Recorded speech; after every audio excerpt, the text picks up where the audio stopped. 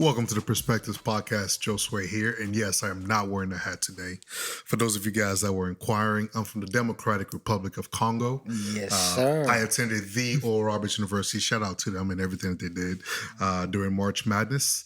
I preach at times. I hear I'm preaching on Sunday. Whoa. Okay. That's exclusive. And I live in Texas presently. And to my right today, we have Mr. Chase Brown. He attended University of North Texas. He's a fellow Texan. That's where you went to school, I believe. He's an aspiring philanthropic creative. It is April 2021, and he still loves very long walks on the beach. Why that is, I have no idea. Chase Brown, how you doing? Yeah, I'm doing good, man. A little disappointed you didn't give my alma mater the credit that it deserved for what it did in March Madness. Did you guys make it? Yeah. How far did you guys go? Bro, we won one game. You won a game? Yeah, bro. Can you give us at least a little golf clap? A little golf clap for UNT? Yeah, shout out to UNT. Yeah, go Mean Green. Yeah, go Mean Green. Sorry we didn't make it to the Sweet 16 like y'all. You guys are the Green Eagles, right? Basically. Okay. More or less. What are Golden Eagles? Just like y'all are the Yellow Eagles. No, what are Golden Eagles? Just putting more it like out yellow. there. But doing good, man. It's been good. As y'all can see, house is a little bit more furnished than it was last time around. Yeah. We got a good game table for Josue and his buddies. And all my buddies, we come and we play games. Exactly. Got a couple canvases, couch just like last time. Yeah. But yeah, it's been fun. Traveling around a good amount, which has been great. We had a good, actually amazing event 2 weekends ago now down in Houston. Shout out to Roland and Alphalete. Shout out to all of them. And everyone down there. It's great to see what we're doing. Yeah. And yeah, man, exciting stuff coming up in Austin. Always here in the DFW area. And yeah, man, it's been good. How have you been, man? I've been good. I'm really curious why it's April and still so cold outside. I'm a little bit surprised by that. Good question. It doesn't make sense. I don't know what to attribute it to. Let's say maybe it's coronavirus. I don't know. Texas bipolar. Who knows? Texas bipolar virus. I don't know. But enough about us. As you guys probably already know, whenever we have these podcasts, we try to bring on a special guest. And today we have a very special guest, a new friend to me and an old friend of Chase's for 10 years now. Yeah. I want to say 9 years. Fellow Colleyville Heritage alumni. Yeah. Straight out of Uganda. Straight out of Uganda. Boy who's a bachelor looking for Mrs. Mwesigwa. There it goes. So any of y'all want to holler, There it goes. get in his DMs. There it goes. It is. How do you have DMs when you don't have social media? Okay. We'll make one for you. We'll put his number on the description so y'all can hit him up. All right, man. So Joel, Yes, your sir. last name. Oh Lord, You got this. Mwesigwa. 100%. Okay, There we go. See, I'm African. I know I can get it. How you doing, man? I'm doing good. Yeah. Yeah, thank you guys for having me. I'm really excited. You're not nervous, Nah. really? Ice in I'm his not veins. nervous. Ice in his veins. No. Maybe down the line, Okay. but as of right now, Okay. Nah, bro. I'm not. Understandable. Yeah. Man, I think whenever we have somebody on, we usually, like today, we want to get to talk to you, learn more about Uganda and the culture and things of that nature. So we'll kind of go all over the place. Just want to ask you questions and hopefully you'll be able to enlighten us more, talk about some Congolese culture as well as Colleyville culture, if that's a thing. I want to hear about that. I want to hear Yeah, because I got to know how Chase was before the guy that we all know today, because I'm sure he's a different kind of guy. So let's start there. Tell us a little bit about Chase, to all of our listeners, our sponsors, Look. Yeah. Chase and them guys. Them guys, there are more. Yeah. Okay. See, I was lucky. The time I came, I ran into Chase, Dylan, Ryan, Hayden. This is a highlight. They introduced me to my best food in America. What is that? Costa Vida? Chase, you better say I'm it. pretty sure it's Costa Vida. Exactly. Vida? Yeah. Okay. You know it. Okay, I There's, figured. there's a reason why the Yeah. Wi-Fi in this house is named after Costa Vida. Yeah. Don't tell to the people. My Might get man. hacked. Bro, no, we ain't giving the address out. You serious? Oh, okay. They don't even know where we at. We could be in You need Beverly to Hills give for them all a they know. plug. Good. Yeah. So, man, those guys were so nice. I'm not kidding. They made my transition a little bit simpler because they were nice guys, right? They were in church, you see. So it made things. It's not that I could tell my parents, you know what, I'm hanging out with the Chases and they're fine. They're not, you're going into America to do drugs. Yeah. No. Why is it that all African parents just think that we're just out here doing drugs or doing something crazy? It doesn't make sense. Yeah. So you kind of have to watch your friends, especially with them. But that never came up Yeah. because they were taking me to church. I was already in church, but we were going to church from, I think it was at campus. Campus. Yeah. Yeah. Okay. Yeah, The one we by. were- One basically by my parents' house. Okay. Yeah. Yeah. We would go for the youth events there. It was pretty cool. And then the events that were at Grapevine High School. Yeah. Basically like FCA. Oh, yeah. And some other large. I can't remember what I've it's forgotten. called, but it was a big high school event. Yeah. Ryan was so much involved. Yeah. Gosh. Yeah. Whatever. But yeah, they made my transition way simpler. For sure. Yeah, So, how old were you when you got here? 19. 19? Yeah. Yeah. Yeah. That was Fresh off the boat. 2011. Fall of 2011. Did you Yeah. speak English here or back home? See, we were colonized by the British. Okay. So it made it way easier because the official language in Uganda is English. Okay. Even though we speak several other languages. Right. My mom's from a different tribe. My dad is from a different tribe. So I speak both their languages. My dad cannot speak my mom's language. I wonder how. Yeah, they communicated and all that. Yeah. But I think he had so much game to kind of convince That must her. be nice. So that's where he gets it from. that's That's where he gets it from. Here we I go. understand. We're finding the secrets. Yeah, but it made it easier because I was fluent in English by the time we came to the United States. I'm trying to think of some major world events or events in the U.S. in 2011. I'm trying to think what happened in 2011. I mean, was there what was Olympic game 2012? Because there was, I mean, I think Michael Phelps was going on. Yeah, there was some Olympics around that time. Yeah. I remember there was American basketball where I went to watch with them guys. Was it Miami? In Dallas. Dallas? Yeah. Yeah. I don't remember exactly, but there were, you know how when you're watching the game, you're watching the game, but here they were talking and it's like, are we watching the game or we are talking? Yeah, no, so I get it. that was, but major world events, I don't remember anything in particular. Something which I guess this will be a segue to it. So first off, I think story time for how we even met Joel, because this is a fun He's already little, laughing, so I'm sure it's going to be good. fun little like typical high school thing. But basically it was during lunch. Everything happens in the cafeteria It really at the lunch does. tables, Yeah. man. Shout out to Colleyville for all the Chick-fil-A.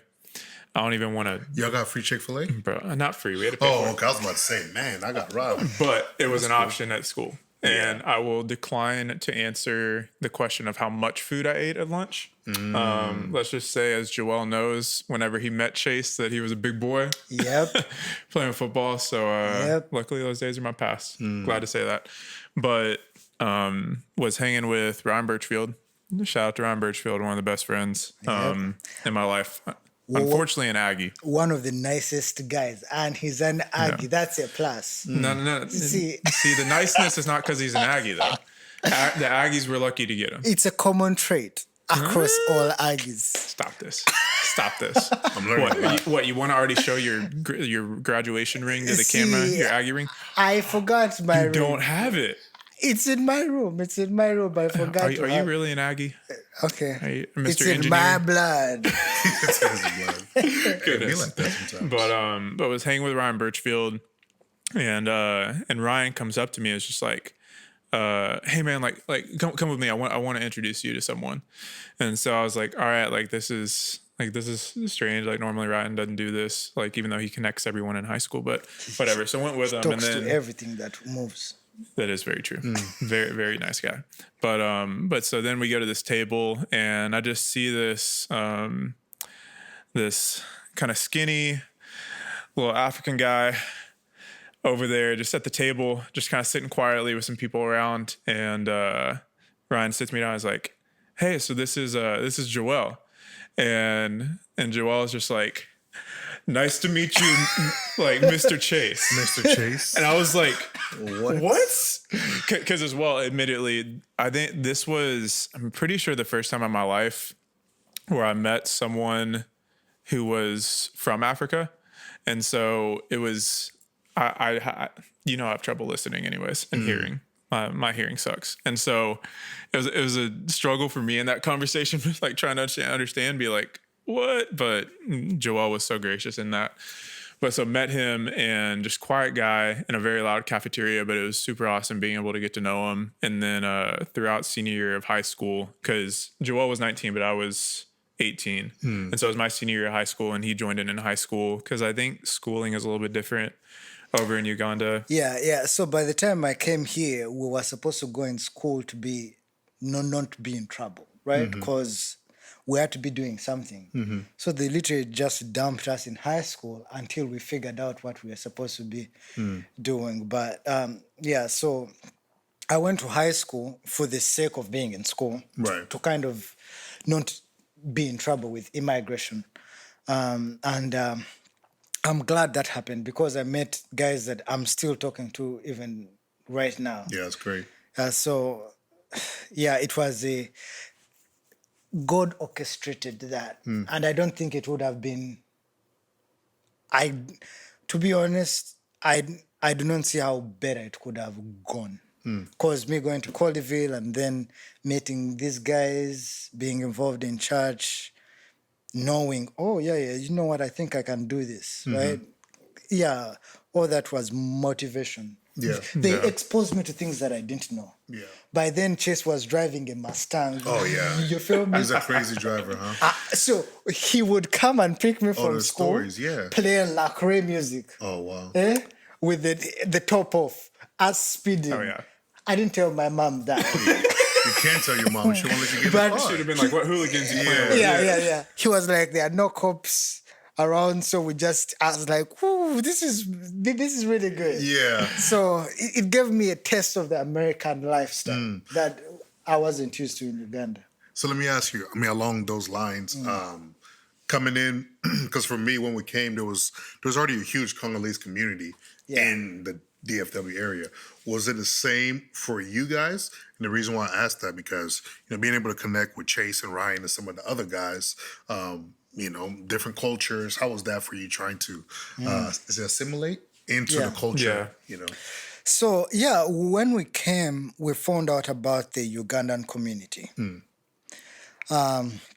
But African parents and people were talking, right? They were like, oh, no, the people that are there, most of them are not going to school. So I heard of a Ugandan community, but so many of them weren't kind of focused about life, things like that. So I would sometimes go and visit, but I wasn't so much immersed in it. Right. So we were more like, go work, go to school, right? Meet people that are in church. And most of the people that we knew in the Ugandan community weren't involved in church. So we weren't so much involved. But I got to know a few of my friends that some of them I had met in Uganda. Actually, there's one of the ladies there that happened, she was in my school. So I would go sometimes, say hi, but I wasn't so much immersed in the Ugandan community because it was more in Boston. And by the time they were kind of being established here. So I heard about it, but I wasn't so much plugged in. I was more into church, school, work at the moment. Yeah, so. Yeah. Yeah, and it That's was kind of good what because we'll give a shout out to Mrs. Susan here. Oh, and the Shields family. Yes. Because do you want to describe a little bit about their relationship with your family? Oh, so the lady that helped us move she's called Madame Sherry. So when we came, they were like, I had a thick accent. So they wanted to reduce my accent. And I stammered a lot. So that's when they contacted a speech therapist who is called Madame Susan Shields. And these guys actually tried to, on my birthday, oh Lord, that's a whole different story. They kidnapped me. No. Actually, you can continue. I'll provide context. Yeah. So anyway, in the names of reducing my accent, that's how we met Madame Susan, and she tried. It didn't work. Yeah. As you can tell, I still have my accent, but she kind of helped me with stammering a little bit. Okay. To kind of give me some techniques on how. Yeah. So they made our American transition. It was kind of like baptism by fire. So I met the Chases, Ryan, and then Madame Susan. So most of the people that were around us kind of immersed us and embraced us into their culture. In that it was, we had a lot of exposure when we came, but it was because of the people we got to know when we arrived here. Yeah. And so Mrs. Shields, she had a son, Connor, who was a year older than us. So by the time Joel moved here, he was already graduated, but he was close friends with a couple of my teammates up at UNT.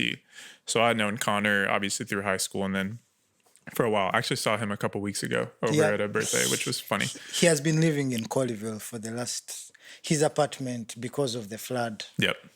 Yeah, we talked about that.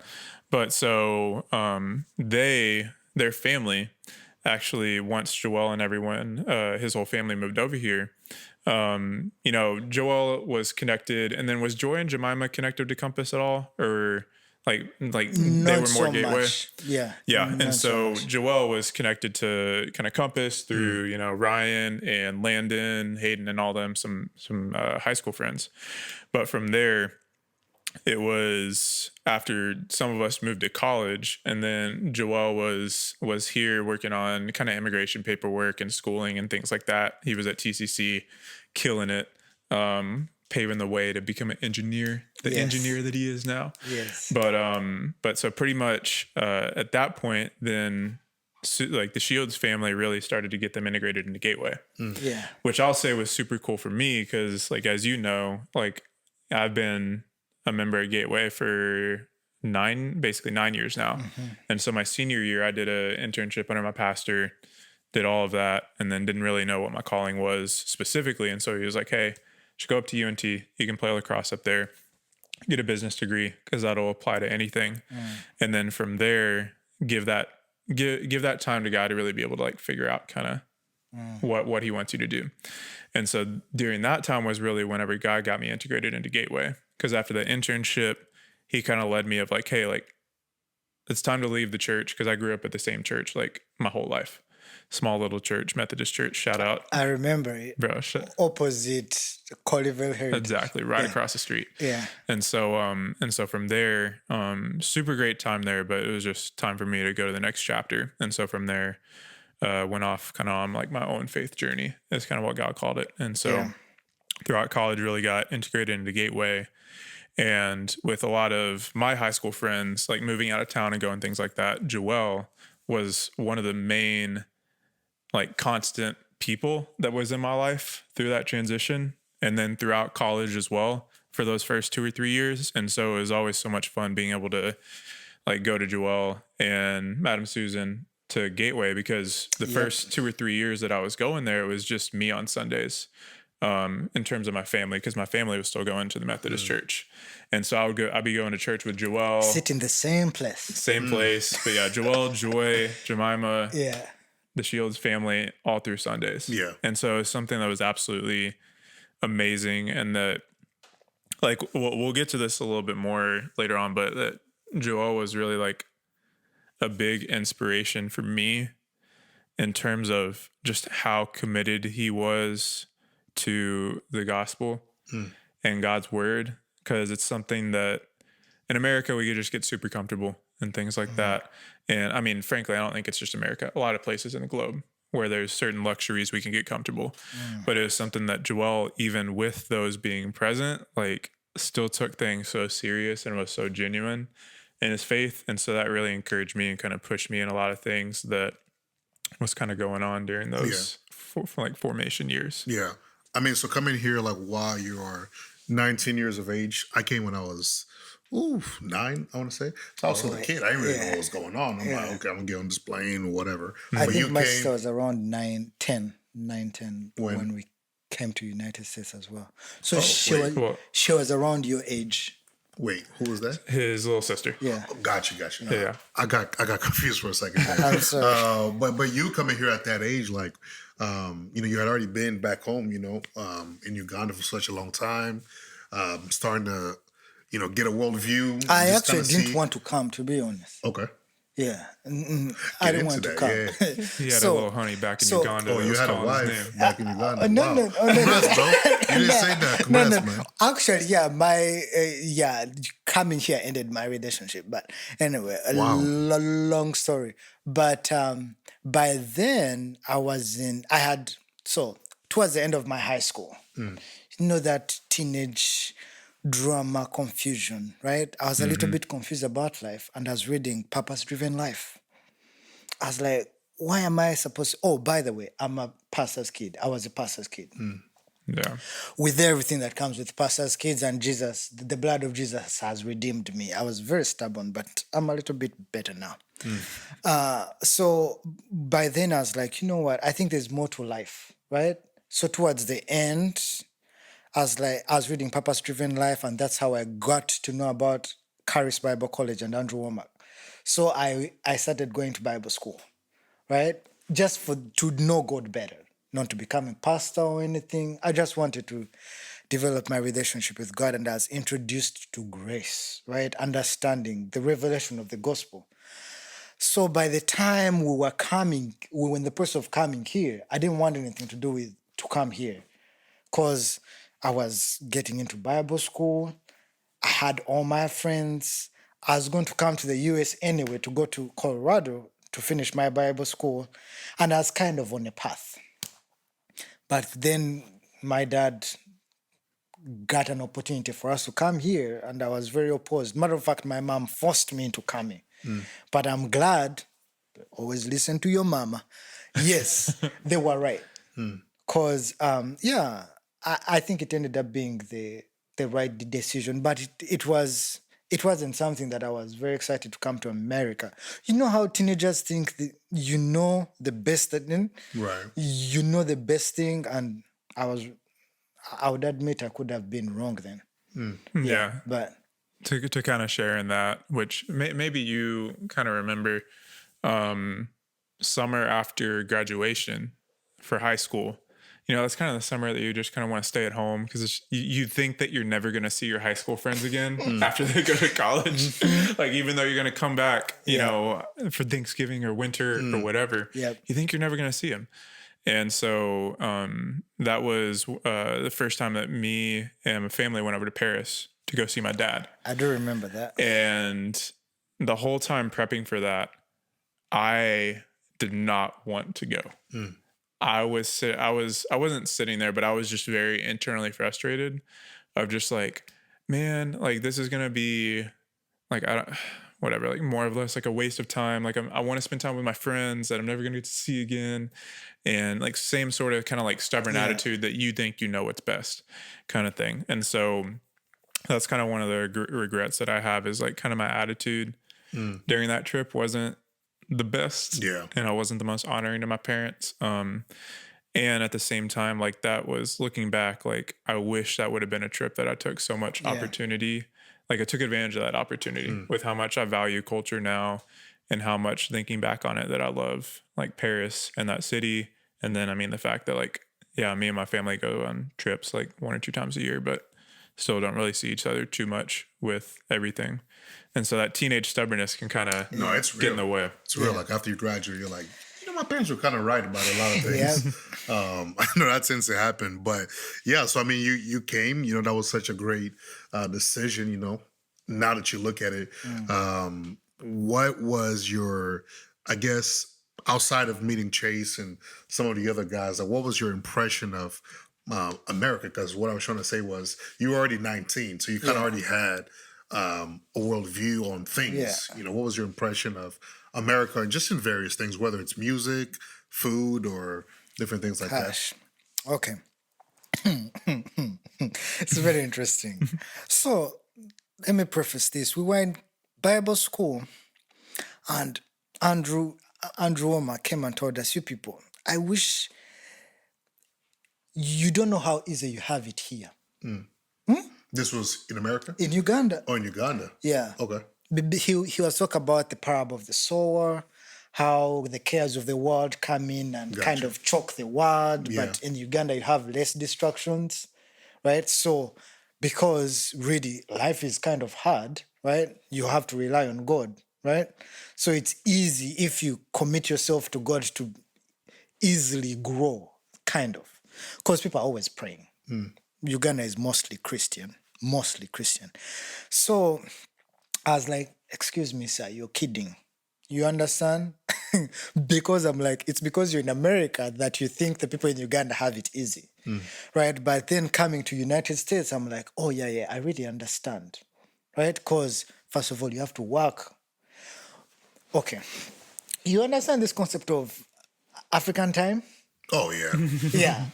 Because it's like for us, everything is kind of laid back. Yeah, you got to be laid back. Yeah, and so everything is, but here everything is kind of fast pace. Fast Right. pace. It's like you're in a hurry for some reason. Everything is. The music was different. I was sheltered, right? Kind of sheltered. Not really, but I wasn't so much worldly, right? But I came here. It's like you almost have everything at your fingertips. Right. So the exposure in United States is Yeah. it's like too much. In Uganda where I was, yeah, you're kind of exposed, but you're kind of limited. You're limited in how much you're exposed. But Right. here it's like, yeah. We went to Colleyville. I saw the parking lot. You understand? I was like, hold on. These cars are for students. In other words, everybody that's coming here is driving. By then, we had one van. Matter of fact, I remembered when I was at TCC, I was driving a van. Yeah. But by then, I was like, oh yeah, I'm supposed to go to school. There are no buses here, right? I'm the one that was driving at home, right? So, man, yeah, it was different. But these guys, oof, and Colleyville, it's kind of like it's going to mess with your thinking because everybody there was almost rich. No. Everybody there was rich. Yeah. So the exposure that was there was way different from Right. the 19-year-old. None of my friends in Uganda had a car, but I reached here. All my friends, all of them had a car. So that's kind of, matter of fact, that really helped me in kind of getting content, because there's no way I would say, you know what, I want to be like Chase. I want to be like Hayden. I want to be like Dylan or Ryan. No, there's no way. So generally, I'm a content person, but seeing the difference, I was like, okay, this is way different from what I was used to. And I was like, okay, this is how things are. I'm not going to stress. And I kind of got content and enjoyed my friends without thinking, no, I want to drive a Mustang like Chase. Right. Because my parents couldn't afford to help me get a car like Chase, or I think Ryan was driving a Jeep. Ryan had a Jeep. Yeah. Dylan also had a Mustang. Yeah. Like admittedly, it was a lot of nice cars. Yeah. Because the area. But I gotta say, like, because I thought about this whenever we had our catch-up call last year in 2020. It was like a month or two after quarantine, and we were just like, hey, like, let's just catch up, see how life is, and we kind of talked about life and gospel and things like that. And I'm glad to hear that the Holy Spirit was able to give you at least a certain level of contentment Yeah. during that time, because something in looking back on it that I was fearful of is that through our lifestyle and how we were able to live, and like probably the shock that presented to you whenever you moved here, that I was afraid that those potential like default values of like, wanting to make money and wanting to pursue the American dream and everything that kind of comes along with that. The American dream, you mean putting on weight? Just kidding. Just kidding. Just kidding. See, no, I mean, granted, you still need to put on some weight, but I haven't achieved my American dream yet. It was so funny because this dude was so skinny whenever you moved over here. There's a lot of us who come here like very skinny, and then like I see my pictures when I was younger, when I came to America, and a couple months later, eating all those eggs and cheeseburger, you could see it in my face, like it just. I tried, and he's still like this. Yeah, and I'm still. So it's like I don't know. I think some people. Because there's a time I was having Costa Vida 3-4 times a week. Costa Vida? Yeah. Oh, wow. Yeah, because I was working for Madame Susan by then. And it was there in Colleyville. And I had coupons. You see, it was very cheap. Buy one, get one free. Exactly. Oof. Shout out. See. Simple plug. There's nothing cheaper, good, and healthy, right? And tastes as good as Costa Vida. Thank you. Thank you. I mean, they might as well sponsor us at this point. I'll talk to Ted over at the Colleyville branch. We'll get that happening. But to circle back, basically, I just want to quickly say I'm grateful that you had that contentment rather than us through what we had or our potential attitudes, like pushed that, like the value of the American dream or greed or whatever on you, because I think it could be very easy to do that coming from even if you came over from like Thailand or Australia or something, like you tend to conform to the people who are around you. And so whenever you move into a place like Colleyville, South Lake, that is, I mean, admittedly a very wealthy place relative to America, if not, I mean, the whole world, if not America, but it's something that it is so easy to kind of be like idolize what your friends have of like, oh, I want that. Even if they're not pushing that on you, of that just kind of being like in the back of your mind. Yeah. And so I'm grateful that that's the case because like, kind of as I mentioned before, like the heart like that you have and that you had at that time of just like being so committed to like the gospel and everything with like a purpose-driven life. Like it's something that man, like I was afraid that was something that was going to be kind of stripped away. I don't remember who exactly brought that up. I think it was either you or Ryan. I don't remember, or Hayden.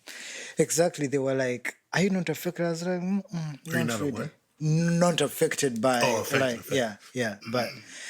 but I'm really glad because that kind of put me on a precedent. It built the mindset of, you know what, you can enjoy something and this is just stuff, right? Which I think is good, which I still carry up to now. I love a simple life, but I think all those things contributed to that way of thinking. Yeah. So, I mean, as both y'all know, I'm a pretty avid note taker, and especially whenever I have like impactful conversations with people, like I like to write down takeaways and notes from it. So I actually have notes from our conversation. My man. Last April, it was almost a year to the day, April 14th. Interesting. But this quote that you have is like, which maybe you can speak on if this stuff is still like impactful to you, but this quote that you had, the US dollar is nothing compared to faithfulness. It's not everything. And then from there, like just kind of noting from a general sentiment that like this time quarantine, reevaluation of life and everything, like it had been a big game changer for you. Like we need to come out of this time better, focus on God, friends, people, cultivate friendships. Like you need to water those relationships or they'll die. I even didn't know you were, my man. It's like you need to worry about the conversations you're having with Chase now. I don't know you were taking notes. Don't take that away. Like, because I only take away positive things. Because who knows? We could have said some other things. I didn't know. Okay. Yeah. So nice. So is that still true to you right now, relative to everything that's happened? Yeah, for sure. This coronavirus, like, you realize how vulnerable the world is, right? And how the things we might deem important, not really. Yeah, and yeah, for sure, this has kind of shaken. You know, you can get into a place and you're settling, but you do not realize you're settling until some major catastrophic event happens, and then your reality is kind of shaken, right? Because, for example, coronavirus happened in the same time when my dad was hospitalized, and then you're like, what is really important, right? It's really however much money you accumulate, or at the end of the day, really, it's God, right? And is my life impacting people? And how are my relationships and friends? That's one of the really, actually, I was thinking anything that is not affecting another person may not be that valuable. If we are to go in terms of retirement, right? We're all working and you're like, oh, I have a 401k plan. I'm planning for the future, saving, HSA, whatever, all that stuff. And then you're like, okay, we are going to heaven. But, okay, what have I done with my life, right? My relationship with God. But the other aspect is, how have I impacted other people, right? And then that is now, I'm thinking about that a little bit more, because 9 to 5, you're thinking really, work. This is what we are supposed to be doing as responsible adults, to pay the bills and ensure you're not foreclosed on and all these things, as opposed to who am I impacting on a day-to-day life? Because that is what is going to translate in the heavenly currency, right? Yeah, I'm supposed to do my work as I'm doing it unto God, right? That's an aspect. That's no problem. But how am I dealing with my relationships? And gosh, America. Okay. I learned how to be antisocial in America. Ooh, talk about it. Yeah. Not even kidding. Because we come from a culture where you're poor. You need your neighbor. Yeah.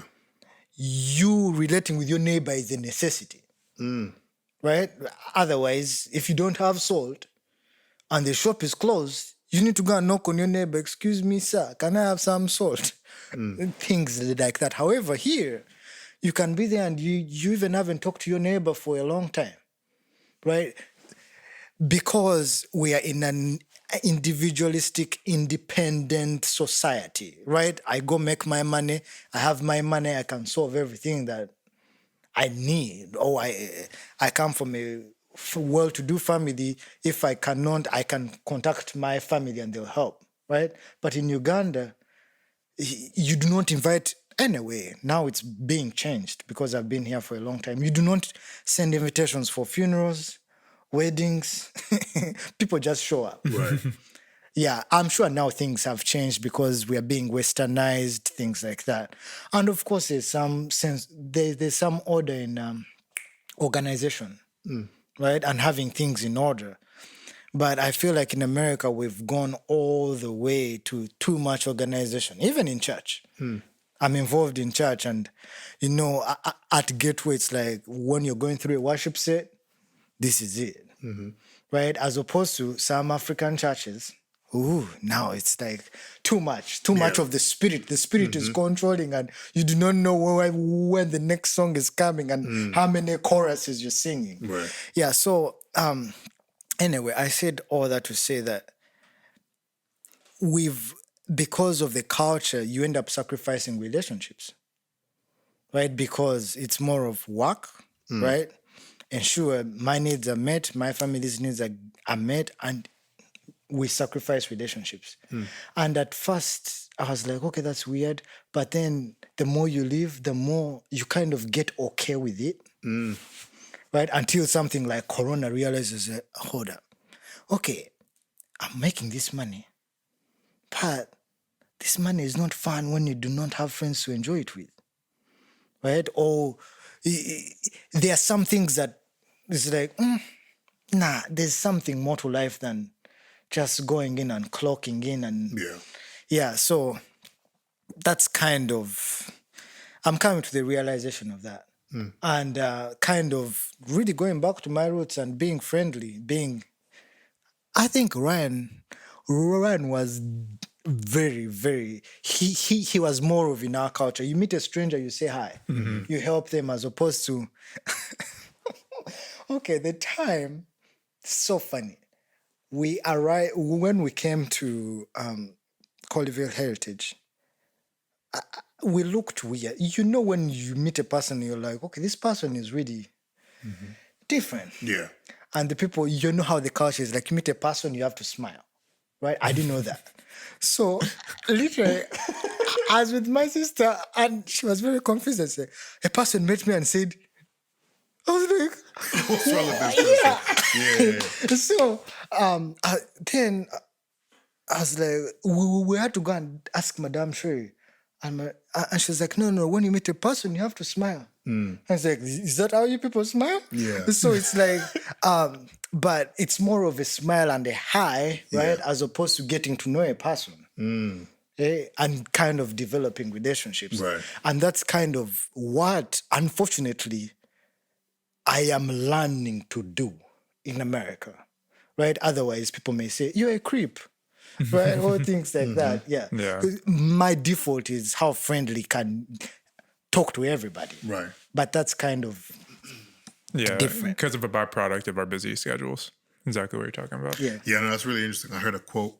I think it was yesterday. This guy said, "Social media has made us less social." You know, it's like you know all these different people from across the world, but you don't even know your neighbors, right? And it's like, because of that, it's empowered us to, you know, sometimes talk crazy online. Well, you wouldn't know, you're not on social media, but I'll talk to Chase about it. No, I'm joking. Yeah. No.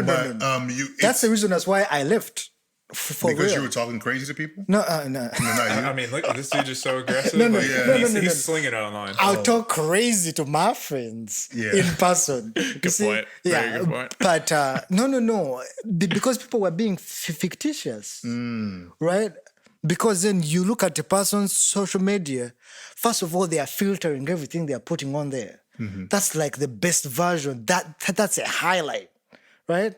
And now, if you're to compete with the highlight of a person, I was like, you know what? It's better for me to develop my friends, real friends, as opposed to posting opinion about whoever. And you really know about people, but you don't know people. Okay. And I was like, no, that's not for me. So then I got a question for y'all. Yeah. Because I feel like every single person in the world knows this. That, like, social media is only just a highlight that really isn't productive to socialization, and that there's something that is missing by, like, online connection versus in-person connection. So what, like, why are we still taught, like, why is this still an issue? Like, why is, like, people embracing social media so heavily that they're potentially more depressed, more isolated, more alone, rather than, like, truly believing that and being like, all right, then I'm going to get off of social media, or get off of social media on it less and be in person more. Because, like, I feel like it's, like, something where, like, we know this, but we're not actually following, like, the wisdom or knowledge that we know. Yeah. Like, why? Why is there that gap there? Yeah, I mean, I think there's social media is entertaining, right? Yeah. I mean, I like going on there and just acting, you know, I just make funny things on there. Yeah. I don't always take it too serious unless I'm trying to be serious. Yeah. Because I know some people, it's like, that's their place to be super serious. But I do notice, like, there's a couple times where, you know, because you are engaging people through this, you know, then you're sitting in a room and then you're not engaging people. I'm guilty of that. Yeah. You know, We even all are. text messages, you know, it's like, there's people here, but I'm here because I'm trying to respond to somebody else, but therefore I'm not engaging, you know, other people. So I think there's a way to find a balance. I'm guessing there's a way to find a balance that, I don't know, maybe someone should write a book on it and get really wealthy. And if you're listening to this, I hope you give some of your donations to the Perspectives podcast. Yeah, give us some royalties. Yeah, give us some royalties or something. But yeah, I mean, I think there's something to that. Yeah. Being able to balance things in our lives, because Yeah. it's like social media is not like it's not the devil. The devil's not like Yeah. with the pitchfork. Yeah. You have to figure out how to balance this thing on your own. But what happens with the younger kids? They don't know how to balance. They see the highlight of someone else's life, and then it causes them to, compare themselves to this individual. Yeah. Therefore, your joy is gone, your peace is gone, and all these different Exactly. things. So, figuring out different ways to balance, this. Like, I didn't even have a cell phone until I was probably in high school, but kids now at 5 years old have cell phones. Yeah. So it's like a different generation that we don't really know how to. So even working in a church and being part of the student ministry, Yeah. a lot of parents don't know how to deal with their kids and social media. It's like, what is this TikTok thing? Is it okay? Like, what's going on there? A lot of parents are not well informed, and so because of that, they don't even know how to have those conversations with their kids. So it makes it hard. We have to figure out a way to balance it somehow. Yeah, I actually don't think the problem is social media. To be honest, it's the people, because that's a platform, right? I'm looking at social media as a car. A car is very important. A car is going to help you reach masses, right? It's going to help you go places and stuff. The problem is the drivers. The drivers are the ones having a problem. It's the people that are thinking a certain way and they're using the platform wrong, hence corrupting the platform. You see, the people that are thinking low of themselves, right? And they are kind of getting affirmation from social media, or you're feeling a certain way and you're portraying yourself in a certain light on social media, triggering the same reaction from other people. Now you're having a snowball, Dave Ramsey. The snowball in the negative in a negative connotation, right? Hence having these problems that we're having. Because, if there was a balance and the people that are using social media, which now if we go to solving the people, that's where the church has to come into play, and people are renewing their minds to ensure they are not, because you're giving a person a voice, right? On social media, everybody now has a voice. Now, what are people speaking? Right? So out of the abundance of the heart, the mouth is going to speak, right? What is in their heart that they are depicting on on TikTok. Thank God I've never had TikTok. Bro, you're not making TikTok dances? No, I cannot dance for my Joshua life. is all over TikTok. Nah, He that doesn't ain't like to me. publicly admit it, but That's not me. Okay. We're gonna edit that out, the tape. That's not me. I'm not on. No. See, I will try and learn how to dance. Chase didn't teach you how to dance? Look. Chase maybe. Why you say it like that? Yeah, no. Chase is a great dancer. Chase may be in my category. You feel me? What do you mean? I'm not sure. About. I've seen him dance. He does the little, that. I haven't seen that side. So. You never seen him dance? Nah. very few have ever Maybe seen on that his side. wedding. His wedding. Who knows? My wedding will be fun. I will be dancing at my wedding. 100%. So to be honest, I think it's the renewal that has to come within, which, to be honest, I'm not trying to play devil's advocate, but towards Jesus' return, the world is going to get darker for the church to shine brighter, right? So I don't know where things are going, right? The church is going to shine brighter, but for the church to shine brighter, I think things are going to get worse. And now we are all connected. Like, you're able to see what's happening on the other side of the world. Right. And the person on the other side of the world has a voice. And now they can, so. Yeah. Let me ask you a question. Yes, sir. Along these lines of the world being so connected, Yes. it's the expression is it's such a small world, Yep. right? So how do you think, if you were to guess, being somebody in, maybe what the world would describe a third world country, whatever that is, being in one of those countries and then being exposed to somebody on the other side, like how do you think people deal with that? Deal with it in which way? In the aspect of like that comparison that so easily creeps in. Like, man, these people literally looks like they have everything, especially for the youth. Like we're talking about Yeah. with social media in certain countries and seeing like, man, these kids in South Lake or Yeah. these kids in Hollywood or whatever, they have everything. And then you look at your surrounding and you don't see that same thing. Yeah. you know? So it kind of actually goes both ways. Because most of the guys here would be wondering, how is Uganda like, right? Do people walk around barefooted? Yeah. Do you have a lion as a pet? You got to ask those questions too. I was asked some of those questions. Okay. These guys were a little bit... No, I was literally asked those exact same questions. That's why I was yeah, for real. Yeah. However, the people there, not even kidding, in Uganda, they think we grow money on trees here. Yeah. Of which I kind of understand because the value of the dollar is bigger than the shilling, right? But on the other hand, the expenses in the dollar are equivalent. So it's like our problems are directly proportional to the resources we are having. Yeah, that's a quote. Yeah. Yeah. Yeah, because in America, you kind of have these problems with that money, right? In Uganda, you have these problems with this money. So I remember in Uganda, I would be stressed about going to town, right?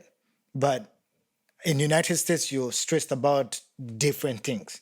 But the two stresses are equally the same. The same way I'm stressing about something is the same way a person that is having more resources.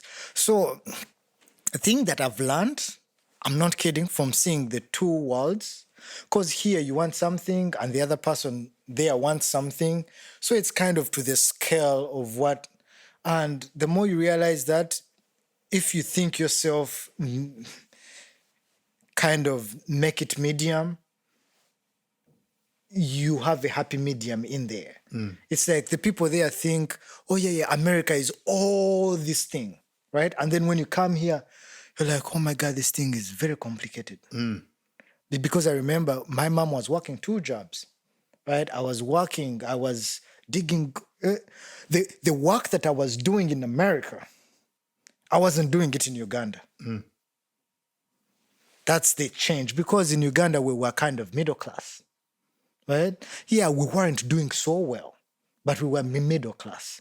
But in America, Oga, it was, it was different. And we were living in a nice area, right? So in other words, because my mom was like, we are going to do everything that we need to do. We are not going on food stamps. We are not going on any government help, right? So we went in determined. That's the reason that's why I ended up going to school. Because when I dug holes on the weekend, I used to go work and help plant flowers. I was like, okay, where is school at? You understand? Because I dug in the summer to plant the trees. I was like, I don't want to do this all my life. So that kind of motivated me to I was like, okay, I'm good at mathematics. And also if I work hard here, I'm not going to do this hard work here. So kind of that helped. But at the same time in Uganda, we had to tell them, you people, you think America is all this? It's good. And I understand, I would rather be here, but America has its own challenges. You know the relatives in Uganda in Congo that may be calling your parents for... See... That's a story for another day. Now, this ties into the individualistic mindset and the group thing, right? So if one person makes it, you're kind of responsible for helping other people. Say in our culture, our aunties were kind of well off. So everybody, almost in the clan, would reach out. Oh, this and this, oh, this and this, oh, this and this.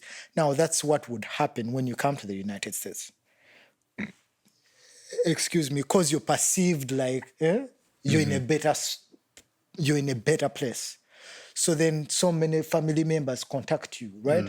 Now, that's where you kind of have to be kind of level-headed and say, you know what, yeah, we are in this place, but things are not as good as you thought, right? Things are a little bit challenging. Yeah, we may be making a little bit more, right? But our bills are like 10 times what you think rent is in Uganda.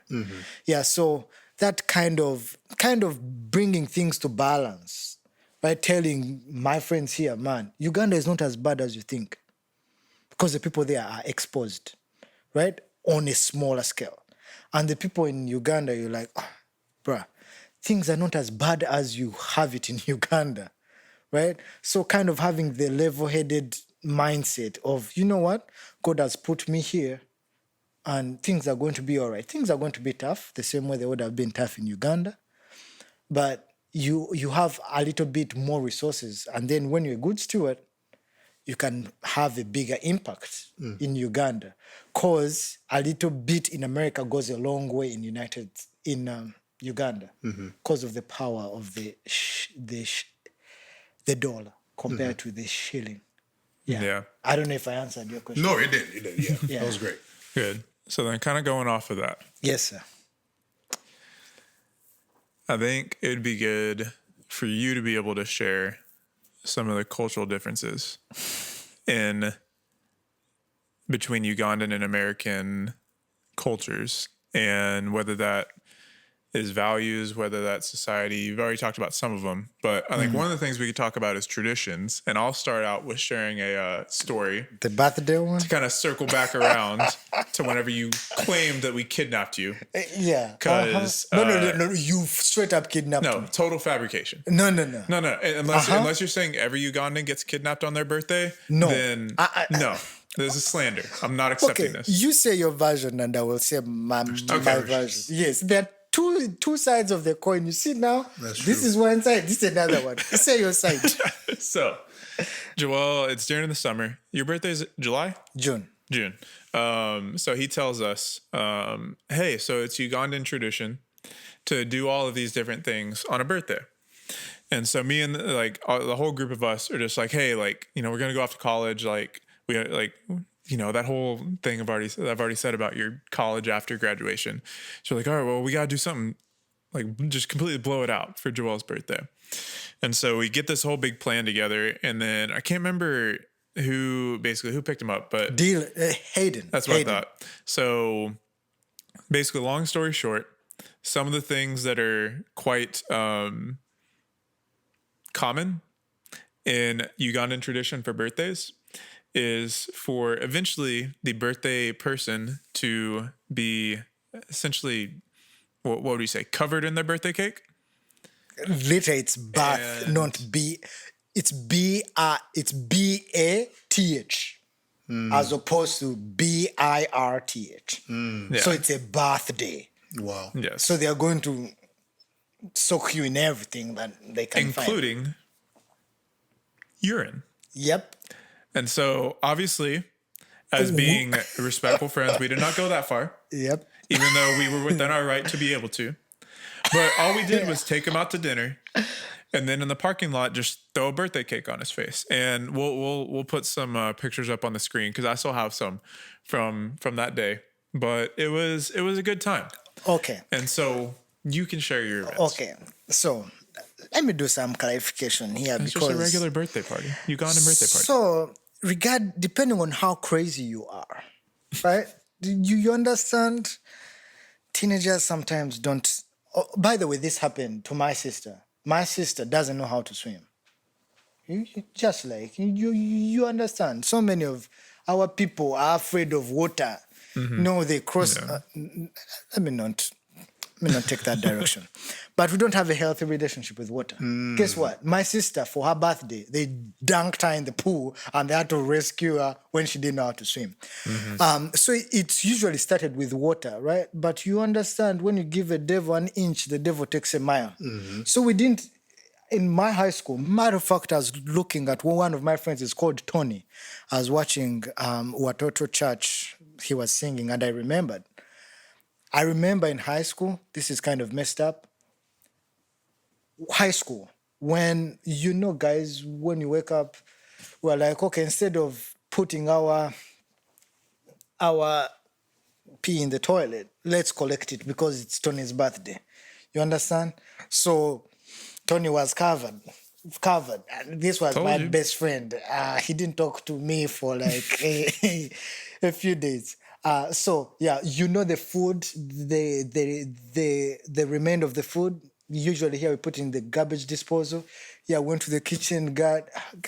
Anyway, it's a birthday. It originally started with water, but water wasn't enough. And even up to now, the birthday still, if the people are decent, they'll pour with you water. And other people, they shower with you money or something. It's a birthday. No, it's a birthday, not a birthday. So these guys, they came up with a strategy to kidnap me to the place that we were supposed to go celebrate. So we celebrated. I was like, oh, yeah, I will go meet my friends in the evening. I was busy on the computer. They came with a blanket, put a blanket over my face, took me to this place. By the way, we went to Hooters. Yeah. Hooters parking lot. I do remember It's that. Pluckers. Pluckers? They're near the same place, but we went. Yeah. In the middle. So to be fair, in the middle of Hooters and Pluckers. Yeah. And Grapevine. Yeah, in Grapevine, yes. So I do remember that. And guess what? They showered me with the cake and stuff. Thank God they didn't get the confused stuff. And guess what? Who did that? My sister was leading the pack. It's like, do you have any trash food, blah, blah. Let's go. And Hayden is like, oh, yeah, food, we can pour. Yes. And by the time I left, I looked like, yeah. But that's a real tradition. They pour water on, yeah. And then the other thing I told you of funerals, yeah. I don't know how is it in your, you were 9, okay. In terms of like people just coming to, yeah, they do that, especially, in the street where people just know each other. Yeah. They'll come and, pay their respects and all that stuff. They're more with you. And they'll last for a long time. Yeah. It's not like a one day type of thing. Yeah. Do you light a fire? No. We usually, they'll come to the house. They'll just sit with you. Nobody talks. Yep. And then somebody starts crying. And then the rest of us are just like... Oh my God. The Ugandans cry dramatic. Oh, yeah. It's very aggressive. You're like... Yeah. Dang, you're really crying. Yeah. It's like, oh my God. You love this person. Oh gosh. Okay. This is the huge difference. Okay. Unfortunately, I've gone to several... Because the more people you know, the more funerals you attend. And Joel's a popular guy. Yeah. No. I'm just a friendly guy. Yeah. Okay. No. Okay. Yeah. So, and I've been to several funerals. American funerals are different. Very, very different. Very different. It's like you have to cry in public, in private, right? Kind of. There's a time where, the culture is very different. In Uganda, it's like you're supposed to mourn right here, right? In that they encourage you. Actually, I remember my mom said when the dad died, I think my mom didn't cry, and they had to beat her to say you need to cry. Not a good look. Yeah. So, but the way we go about weddings here, and I've had an opportunity. For example, the lady's family does the wedding. Mm-hmm. Oga, yeah, that's not how things are in Uganda. Nah, it's different. Yeah, usually, it's a communal thing, right? They expect the guy to kind of, but by the time you get married, you're responsible enough to kind of save. Right. Your parents are going to help, right? But you're supposed to be thinking about that. But here, so it's more like the guy's friends and your friends. For example, my wedding, you would contribute, Chase would contribute, and all of us would, including my family. So it's a community. But here, it's like, oh, you're getting married. Oh, the father of the bride is, I'm like, that's different. Yeah, we'll buy you a toaster. Yeah. I'm like, oh, that's, yeah. So those, but it's very different. It's different, but of course it's culture, right? For example, you can't go to a place and you do not eat. Like you have to at least have something. So it's more of communal, right? As opposed to here, it's like, you know what? No. This is what we have planned to do, and you're coming to visit for like you call. You're here for like a few minutes and You leave. Yeah. In Uganda, I just show up. All of a sudden, it's like, oh, Joel has come to visit. Again. Yeah, you do not know. Yeah. So it's kind of less structured, Yeah. which is both good and bad. So in terms of like the culture and something that I think you kind of brought up earlier, obviously, we're speaking about weddings, Yeah. and things like that. Did your parents, is this something where they want you to marry like somebody from Uganda or you laughing? You know about this already? No, there's something that I wanted to say, but I won't say. I will say it off air. Okay, say it off But air. no. It's the cultural differences. We are from a Christian family, and I'm supposed to marry a lady. Believer, yeah. Yeah, and so, but of course, at first it was my grandmother, because my grandmother's like, Joel, you need to come and get a wife from Uganda. Those people are different. You understand the kind of the older generation. Right. The best way to say it, the people that are kind of like our parents, the way they grew up with kind of no games, things were kind of loose in their time. That's how we grew up in Uganda, right? And usually most of their parents were kind of prejudiced, right? Now that's what I would consider our parents, right? Because they were like, because I remember my dad didn't want me to watch Sarafina, the movie. Hey, you know about that? Yeah. Yeah. That's a classic. So, but he was like, you know what? Don't do that because you're going to hate white people. So he was trying to protect me to not expose me to that hate, right? But I'm like, no, I wouldn't think like that, because any person the white people that came, they were nice to us. They were giving us candy. You understand?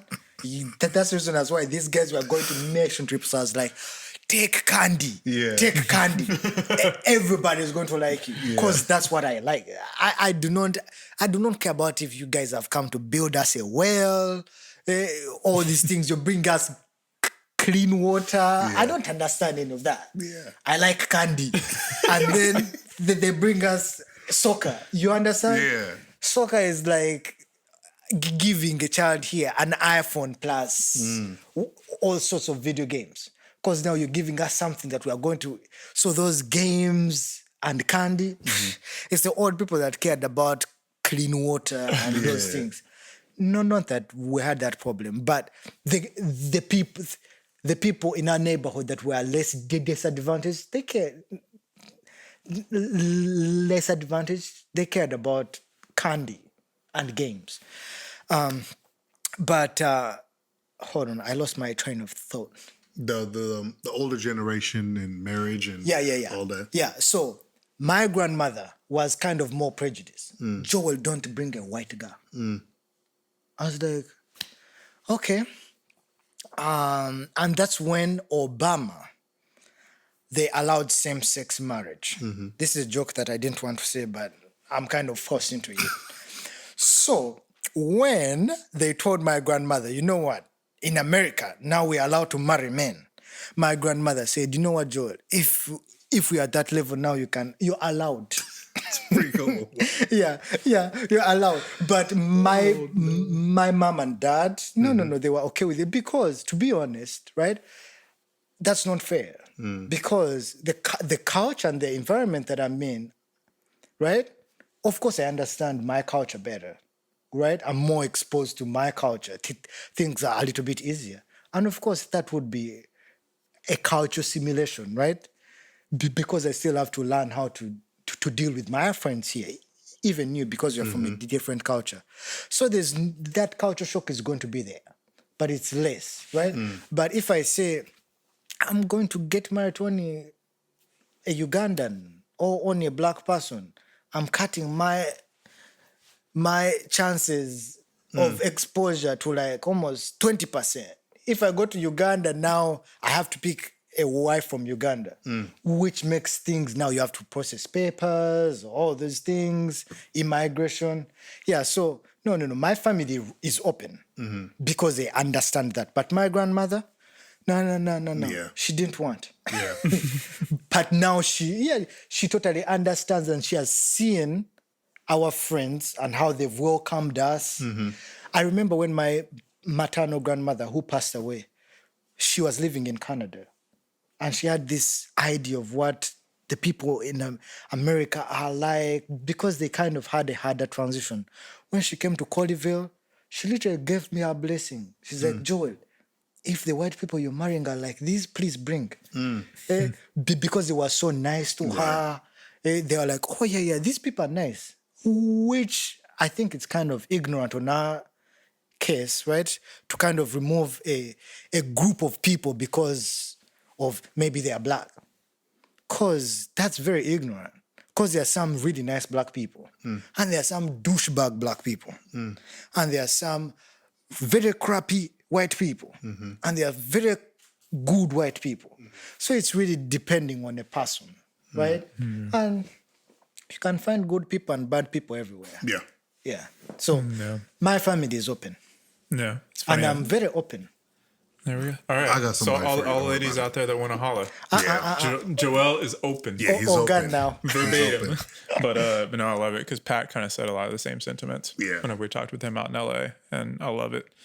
So kind of last turn before we land the plane here.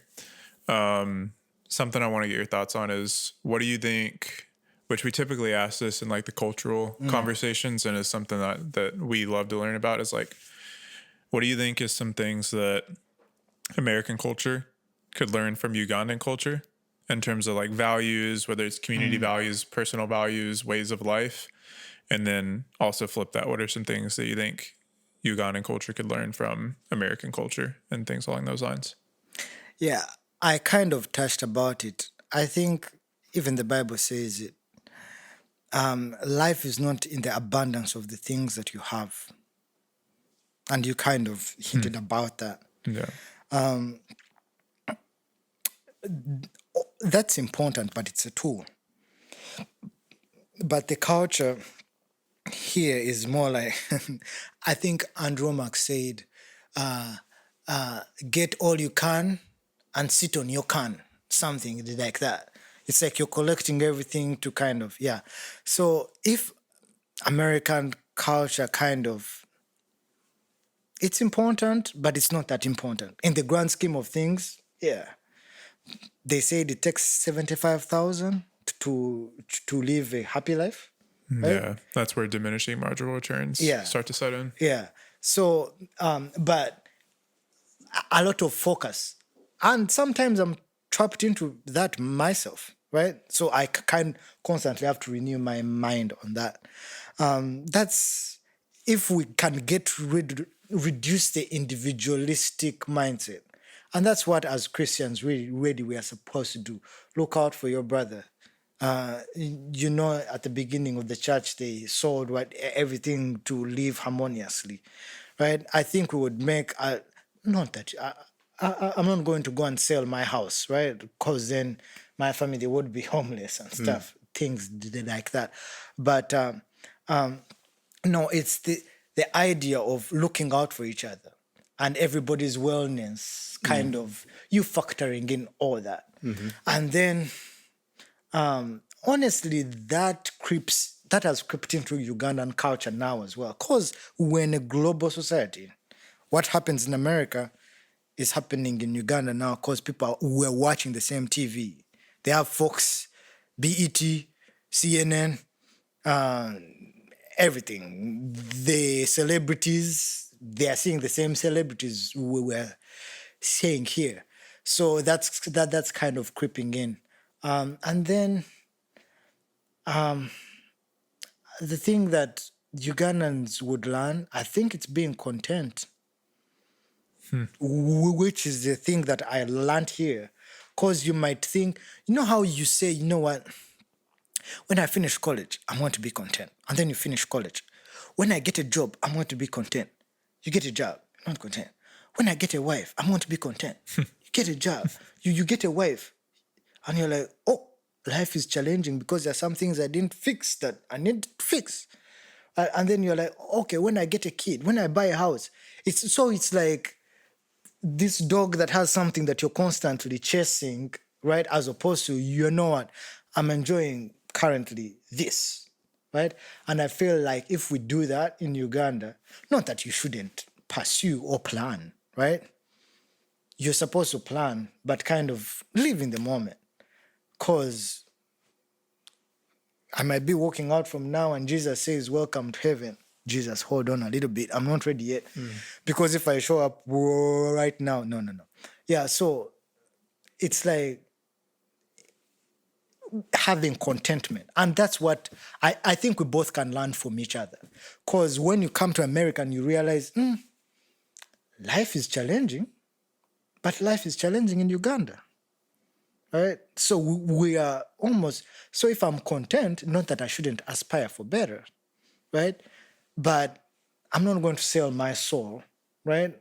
Or think about what's the next thing that I can get at the sacrifice of relationship. Yeah. Are you gonna say your favorite verse?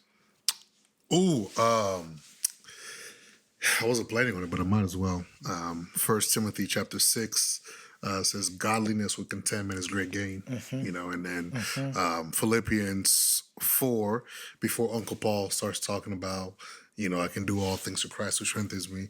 You know, it says, I've learned to abase and abound, you know, and just kind of learning contentment in Christ. Yeah. You know, is probably one of the biggest things that all people can learn. Yeah. Like you say, in every situation in your life, Yeah. learning to be content, you know, in the Lord, and not just content and just being content. What is Yeah. that? Like, you got to be Yeah. content in Yeah. something, right? So why Yeah. not let it be content in the Lord?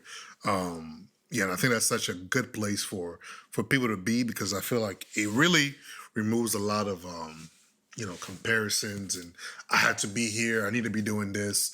It kind of gets rid of all those things. So Yeah. yeah. Yeah, I like it. Absolutely. Do you have anything? Man, no, this was a good time. I thought you were going to be a little bit more nervous, but you seem pretty comfortable. You have your legs crossed. I was nervous at the yeah. start. No. I'm supposed nervous. to cross like a man, you see? Like a man, yeah, that's how they do it, right? But no, man, thanks for coming out. I know Absolutely. Chase has been trying to talk about setting this up for a while now. Yeah. So I'm we glad have I to was. reschedule, Yeah. right? I think. Yeah, because I was in Washington. Yeah, I remember that. Yeah. But man, we were finally able to sit down and have this conversation. Yeah. I think it's going to be a really informative and just a really good podcast for people to listen to, be able to take a lot of things away. Yeah. You know, you're kind of a funny guy, you know, so Thank you. a little bit, you know. Thank so you. That's pretty good. Yeah. But yeah, no, that's pretty cool. Yeah, and people have the freedom now where if they have any Ugandan friends, they can just bathe them in a birthday cake. Yeah. Oh, Be yeah. perfectly fine. Dunk them in the pool if they know how to swim. Just By the way, just so you can be having fun along with everyone. Oh, wow. There you go. Because I also forgot. I had it wrong. It actually wasn't summer after senior year. It was summer between freshman year and sophomore year of college. This looks And so a lot of That's people hadn't terrible. seen you for a minute. But it was also your 21st birthday. Yep. So it was the first time you drank. And so Yeah. we were at Pluckers. You had... Wait, you drink what? Oh, by then I was you could go to drinking the next- Smirnoff. You could go to the next Please picture. don't take me there because We can put it up on there because he had a little bit of a girly drink. So. yeah. They were telling me if I keep drinking the girly drinks, I'm not going to get married. So do not tell anybody I was drinking Smirnoff. Is That's this what I knew lemonade? how to drink. Lemonade? No. I want to say it was like a margarita, like cranberry margarita, Yeah. something like that. It was. It's a girly drink. You went from this to this? Oh, yeah. After dinner, man. Wow. Yeah. Hey, man, we were having fun. Yeah. So shout out to, I guess taking a minute. Shout out to, let's see if we could try to list them all. Ryan, the Haydens, Dylan, Landon, Carson. Man, who else would there have been? Hayden. And that Oh, whole, I yeah. already said the Haydens. Yeah. Nolan at times. He can be a little hard-headed, but Nolan. he's gotten better. Nolan. But yeah, shout out to all them because exactly what you said. Like my parents, and then shout out to all the girls who were in that group too. Awesome girls of Christ. But it's something that my mom, I mean my parents, and I feel like a lot of the parents in Colleyville said is like, I don't think it was just our class that was super special and super tight knit and people of like high character for the most part, but like we were just so blessed with our friend group of what God was able to do through them and that the Holy Spirit was in them. And super thankful that Ryan kind of made the introduction of everything to you. any last stories you want to share, get off your chest? My man, I don't know. I don't know what I've said and what I haven't said, but this was really fun. And yeah, to be honest, I was blessed. I was blessed because you understand, if you don't know something, I think Paul, I forget the verse. He was like, you know what, be stupid in these areas, right? Some things are better not known, Yeah. right? And you focus on the right thing. Yeah. The one thing. So there was less destruction in my transition. And it's because of these guys, right? And I wasn't running around chasing girls, drugs, He was chasing girls a whatever. little bit. No. See, they were beautiful girls, but I was like, you know what? I need to focus because life is. You know the holes that I talked, the digging of the holes. I was like, I need to first fix my education. So, so these guys warranted destruction, which was really, really, really. It made my transition easier Yeah. because, say, they were involved in complex things. Chances are I would have been exposed in that direction as well. Yeah, so yeah, really thank you. And you all have been very good friends. So I'm extremely grateful. I don't know how it would have been. I think my transition would have been harder. But Ryan, Hayden, Dylan, Chase, yeah, absolutely, man. Yeah, those were God sent. I think God is like, you know what? Let me make your transition a little, since you're my homie, a little bit.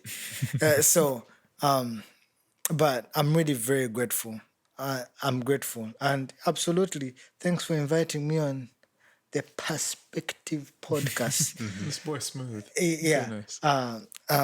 I'm hoping they mentioned the culture food thing. I'm looking forward Cultural to that. dinner. Yeah. Yeah. I want to do one with him and his family. Yeah, Have all that'd be the great. Colleyville Heritage people out. I think it'd be No, fun. not that we do not have any special food. By the way, that's the weird thing about Uganda. Yeah. You know how like the Nigerians have jollof rice, they have all these recipes, things like that. We kind of have normal food. That's in another culture. Yeah. Rice. To you, it's going to be different. Maybe to me, it was so normal that. So it's not like a special recipe of whatever. Yeah, it's chicken, beef, greens, beans, peas, ground nuts. Yeah, there are no special. It's really not that complicated. Okay. Yeah, my Nigerian friends have very interesting food. And you're like, okay, that's very interesting. Yeah. So, yeah. So there's also difference in food. But, Yeah, interesting. yeah, but. Well, cool. We'll go ahead and wrap it up. It was long overdue. We've been talking about it for a minute. Yeah. And yeah, dude, definitely just appreciate your friendship throughout all these years. Definitely wouldn't be where we're all at right now if it wasn't for you. Yeah, dude, just your genuine heart and everything like that. Like, it's much appreciated, man. Thank you. So it's good. Thank But you. awesome, y'all. That'll be a wrap for us today. And so hopefully y'all enjoyed the podcast as normal. All the information will be in the description for our guest, Joel, if the ladies want to go holler at him.